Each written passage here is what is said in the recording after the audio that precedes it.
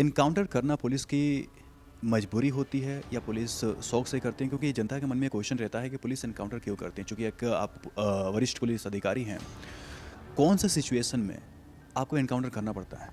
देखिए, कोई इनकाउंटर किया नहीं जाता है, हो जाता है। किसी को भी मारा नहीं जाता है।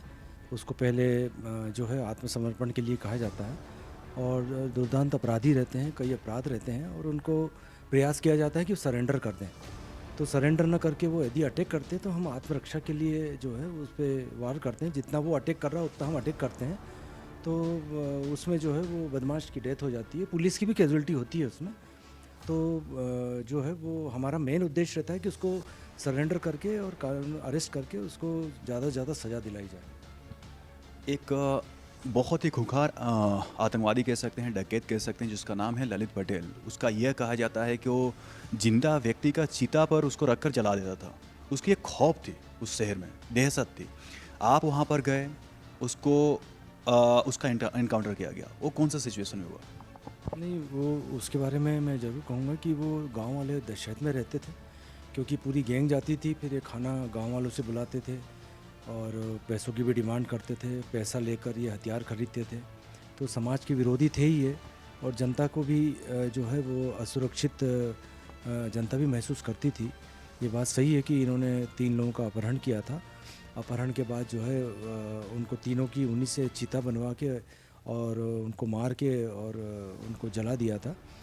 और कई अपहरण इसने किए थे। अपहरण के बाद में जब हम लोगों ने, हमारी टीम ने उसको पकड़ने का प्रयास किया था, आत्मरक्षा के लिए हमने उसको ललकारा भी था।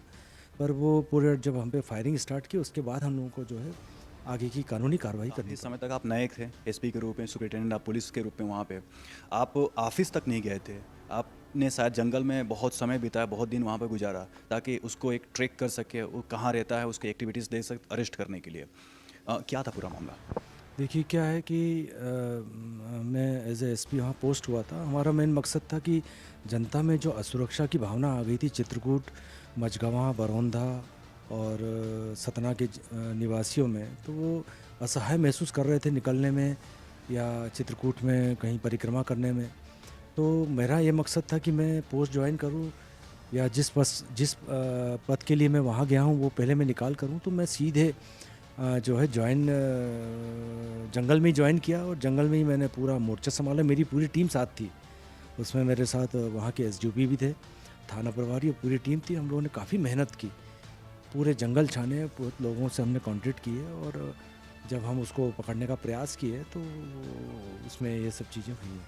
सर, उसके क्षेत्र में जाना, फिर अरेस्ट करने का प्रयास करना, कहीं न कहीं चूँकि पुलिस की एक ज़िम्मेदारी होती है कि आम जनता को सुरक्षा प्रदान करे, लेकिन क्या कहीं न कहीं आप लोगों को भी डर लगता होगा कि इतना खूंखार डकैत है, कुछ भी हो सकता है, कोई भी कैजुअल्टीज़ हो सकती है हमारे साथ?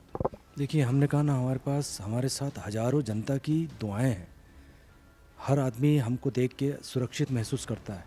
उसके मन में आता कि नहीं, अब ये पुलिस आ गई है तो हम सुरक्षित हैं।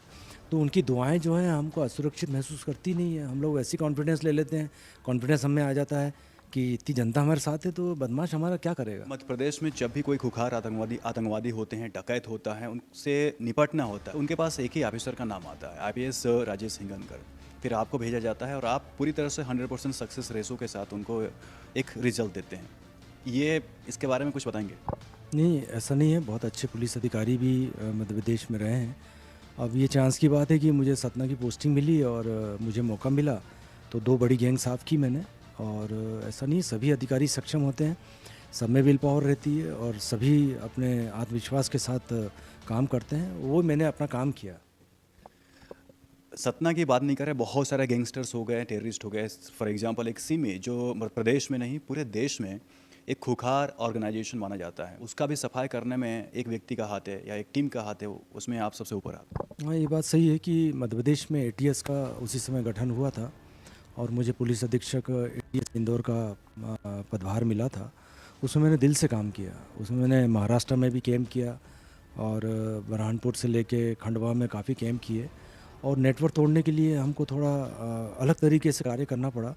नेटवर्क या मोबाइल से ये कार्य नहीं किए जा सकते थे। इसके लिए स्ट्रेटेजी अलग बनानी पड़ी और इसमें हम सफल हुए और पूरा नेटवर्क हमने ध्वस्त कर दिया। एक लास्ट क्वेश्चन, सिमी का जो नेटवर्क है उसको विध्वंस करने में कितना समय लगा?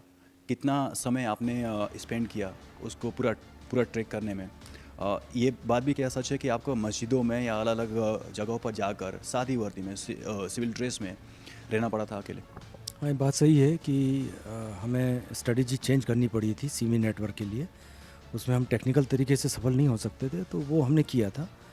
उसके लिए हमारी पूरी टीम थी एटीएस की और उन्होंने बहुत अच्छा काम किया था। डिवोशन, मैंने कहा डिवोशन बहुत बड़ी चीज़ है, पेशेंस बहुत बड़ी चीज़ है, बहुत पेशेंस रखना पड़ता था। कई जगह जाकर घंटों, कई दिनों तक रहना पड़ता था, वॉच करना पड़ता था और उसमें हम सफल हो गए।